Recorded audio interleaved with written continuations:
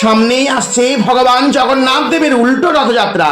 বন্ধুরা জানেন কি উল্টো রথযাত্রা কেন পালিত হয়? তাহলে শুনুন সেই অপূর্ব কাহিনী। কথিত আছে মাসির বাড়ি যাওয়ার দিন ভগবান জগন্নাথ দেবকে মা লক্ষ্মী বলেছিলেন, আপনাকে ছাড়া আমি কিভাবে থাকবো।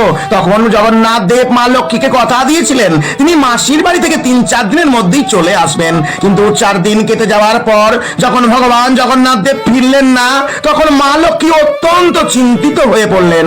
5 দিনের দিন মাতা বিমলার পরামর্শে মা লক্ষ্মী পালকি করে গুন্ডিচা দেবীর মন্দিরের সম্মুখে উপস্থিত হলেন। লক্ষ্মী আসছেন এই খবর পেয়ে ভগবান জগন্নাথ দেব মন্দিরের দরজা বন্ধ করে দেন। এর ফলে মা লক্ষ্মী অত্যন্ত রেগে যান এবং মনে মনে ভাবেন প্রভু জগন্নাথ দেব হয়তো তাকে ভুলে গিয়ে তার ভাই এবং বোনকে নিয়ে আনন্দে দিন কাটাচ্ছেন। অত্যন্ত রাগ এবং কষ্টে জগন্নাথ দেবের রথের কিছুটা অংশ তখন তিনি ভেঙে দেন।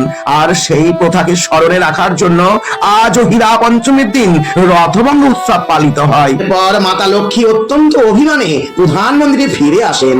এরপরও কিছুদিন অতিবাহিত হওয়ার পর 9 দিনের দিন ভগবান জগন্নাথ দেব তার বোন এবং দাদাকে নিয়ে প্রধান মন্দিরে ফিরে আসেন। দাদা বলরাম এবং বোন সুভদ্রার মাসির বাড়ি থেকে ফিরে আসার এই ঘটনায় উল্টো রথযাত্রা। ভগবান জগন্নাথ দেবের লীলার অন্ত নেই, তাই লীলাময় ভগবান জগন্নাথ দেবের আশীর্বাদ পেতে ভগবানের এই ভিডিওটি শেয়ার করবেন না এমন জগন্নাথ দেবের ভক্ত খুবই কমই আছেন।